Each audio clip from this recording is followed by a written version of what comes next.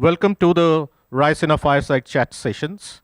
This session is titled Arteries of Geopolitics Japan, India, and Connectivity in the Indo Pacific. As such, the Indo Pacific is turning out to be an extremely dynamic proposition given the forces that are getting unfolded in the domain of geopolitics and geoeconomics. And as such, to discuss this particular topic, I have with me Mr. Tadashi Maeda, who happens to be the governor of Japan Bank for International Cooperation. Welcome to the session, Mr. Maeda. Thank you so much. Uh, there are changes in vision that have been happening with the coming up of the new government in Japan. As far as the Kishida administration is concerned, the current dispensation has put across this vision of liberal democratic capitalism, which also entails economic security. Now, when we are talking in terms of economic security, in one sense, the first thing that comes to mind is that somehow security and growth are being enmeshed with each other. This was, of course, it's also entailed something that was there in the previous dispensation's vision. So, given this new paradigm that is emerging, in fact, in Japan's dispensation, how do you envisage Japan's collaboration with the Quad, as also with India in the context of connectivity? This is my first question to you, sir. Thank you for your question. Actually, Prime Minister Kishida and his cabinet underlined the importance of economic security or economic statecraft. Most recently, cabinet made the decision of a new piece of legislation on economic security to protect the Japanese technology in necessary outflow of technology to other countries. And there are big threat of the cyber attack and hijacking that the account, for example, by some countries. Right. So, and also that Japan is only 3 countries of G20 who do not have a piece of legislation of protected unclassified patent. Therefore, that key component of this new piece of legislation is this kind of protection or prevention of a necessary leaking of the technology and information. But now, besides this, the piece of legislation, Japan has been conducted very proactively to keep the free and open Indo-Pacific. Right. And it's a kind of a multinational cooperation, starting from the trilateral partnership among the United States, Japan, and Australia. And then it has been broadened to by adding India to Quad. So Prime Minister Kishida will host the first in-person Quad summit meeting in Tokyo on the 24th and 25th of May. Right. So that we have already sharing information and data sharing platform online basis among the DFIs, Development Finance Institutions of the US, Japan, and Australia. So it has been included the relevant the partner from India. This is my the position right now. That's why that I'm here. Okay. So given this kind of dynamics that is unfolding in here, where does India feature in this broad vision of economic security? Or suppose, say, because see, as far as the Quad partners are concerned, definitely you have to work in consortium in concert with them. So is it that India at all featuring there, in fact, because also because of the fact that you have been talking about liberal democratic capitalism, that is the vision of the present government, where you are talking in terms of growth as well as distribution. That means efficiency and equity in the same plane. So in that case, is it that this vision of efficiency and equity or growth and distributive justice confined in the contours of the domestic economy, or suppose say just as I know Japan is extremely interested in northeastern part of India, building infrastructure out there. Is it going to be something that is going to be expanded, in fact, in India, or you have some bigger visions for India in this context? Yeah, we have the long-term history and track records of investing and also that supporting Indian economy. But now, India, as a like-minded countries, and a partner of the free and open in the Pacific, is the most prominent market in terms of demography and in terms of the size of the market for Japanese business. At JBIC, we conducted the market survey over 30 years by questioning the Japanese mainly big companies on the foreign direct investment trend. And in mid-term and long-term, the key component is that which is like a beauty contest. That which country is the most prominent, the most attractive. The Indian long run is always the top one seat. Wow. India top, second China, third the United States. That's my most recent result of survey. But on a short to medium term, the China is the top. India is the third, or second or third. So that's still some of the problems in the Indian market for Japanese perspective. However, that's by collaborating with a government of India and also that agency of India, we can overcome these problems. And I personally used to be a board member of a Delhi Mumbai Industrial Corridor Development Companies. And the CEO at that time is Mr. Amitabh Kant, who is my good friend, and he's now the CEO of Niti Ayon. Right. So we both know that how to tackle the problem and how to mobilize the Japanese foreign direct investment. Therefore, that it's a most key is not just only the sovereign to sovereign, very conventional type of financing, but the most foreign direct investment is more important. And then on the private sector, private-driven project, we are going to making preparation and necessary project making with our partner. For example, that's India Export-Import Bank and also NIIF. Yes. And we are now discussing the opportunity of a joint investment program facility, not lending, but the equity investment with NIIF, for example, that decarbonization sector. Right. That's a key issue on climate change. Therefore, this is a overall trend of our partnership between Japan and India.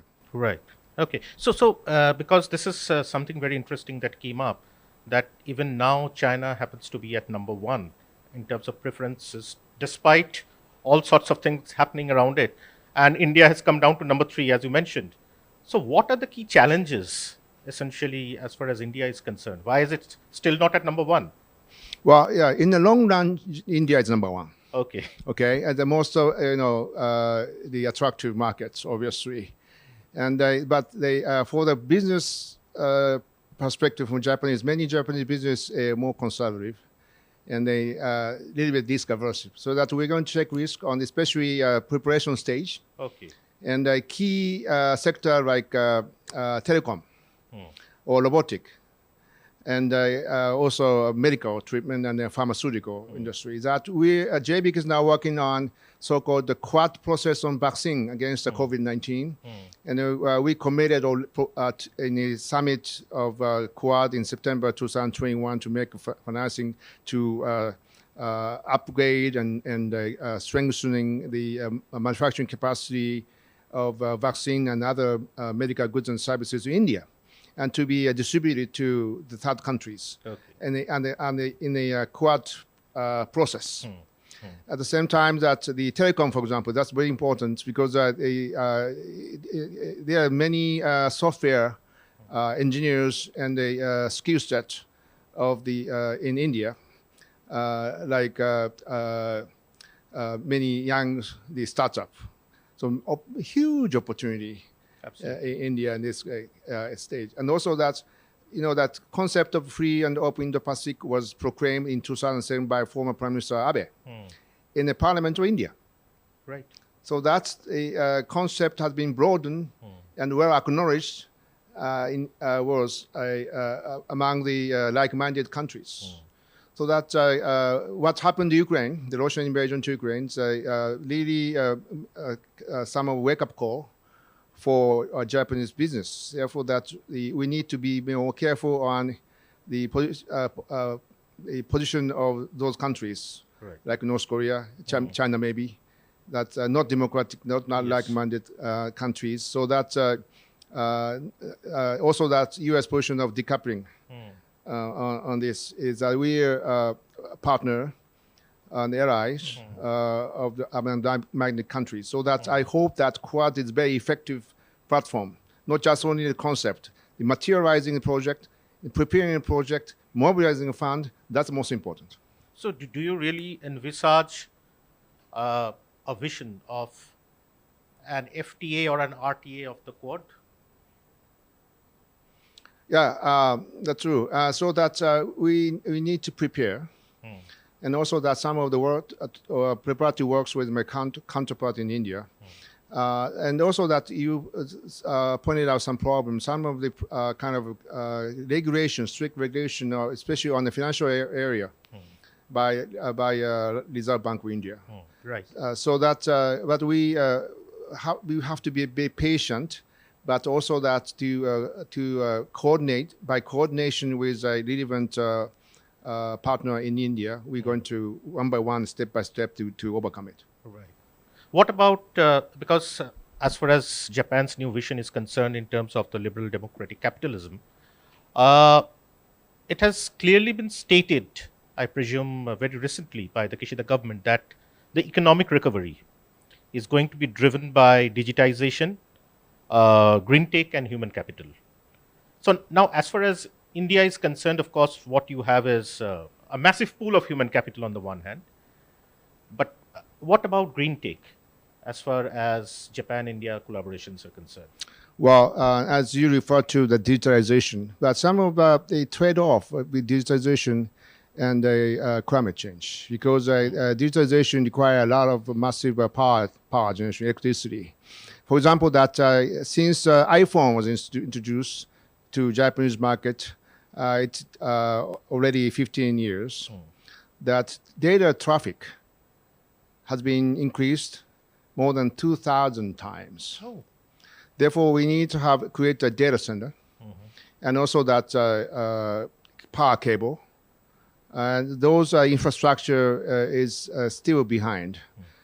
We need, it's probably the same case in India, so that your software is very much cutting edge and strong. However, the infrastructure were not well established yet. Therefore, that we need to take an eye on those bottleneck together and cooperate together. Right. And modernize the infrastructure. And also that by mutual trust. That's very important. Right. And therefore, that I'm very confident that the Indian government, especially a Modi administration, is looking for this, and also that the very challenging but very forward-leaning agenda for renewable energy and decarbonization. We share the same agenda with you. So that by using the updating technology and mobilizing a fund, and that we need to take a look at simultaneously on the same trend and same towards the same goal. Right. So as far as green infrastructure is concerned, because I find that there has been quite a bit of interest of Japan in Northeast India, precisely because of the connectivity to the mainland, and so in that case, how do you essentially envisage the role of Northeast India? Because as far as northeastern part of India is concerned, you have at least 3 critical conditions being satisfied for investment. Maybe 1 or 2 might be missing. You have a good pool of human capital out there, natural capital, a massive pool of natural capital. What is missing to a large extent is the physical capital or the connectivity. Now, on the other hand, because that is also, you have the inclement Himalayas, and to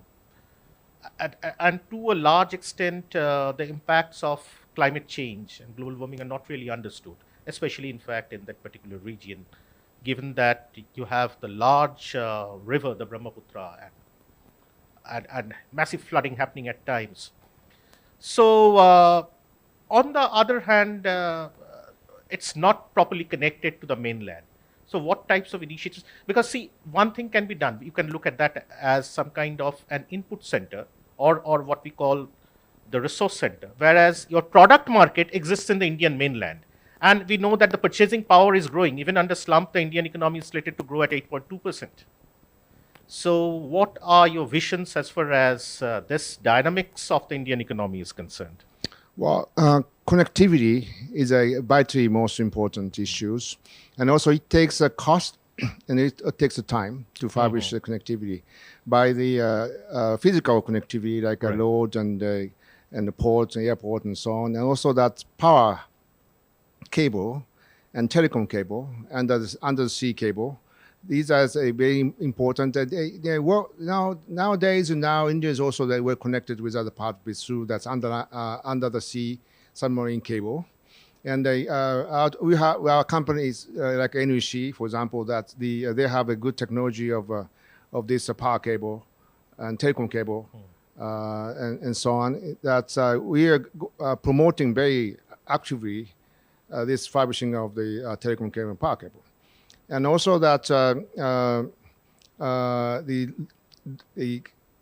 COVID-19, this really emphasized the threat of supply chain disruption. Yes.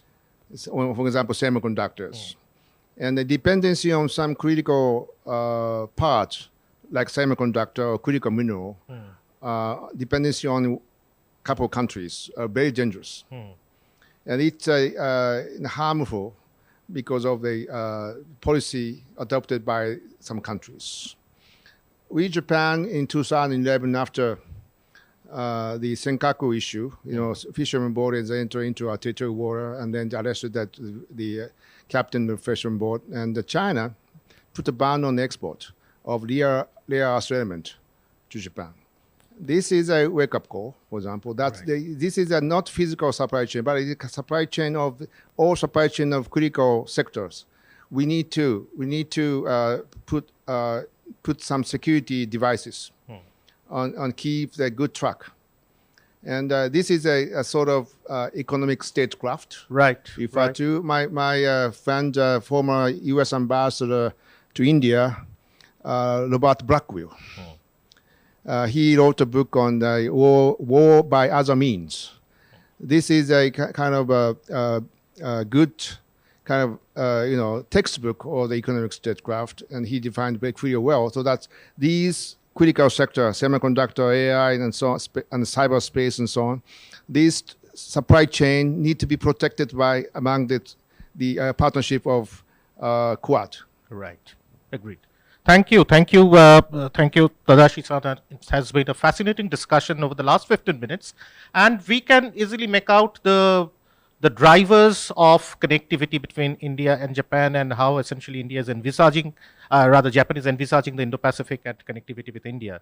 So there are, of course, going to be winners and losers, and one needs to look at the long term and the short term in this context. Thanks so much for your time. Thank you.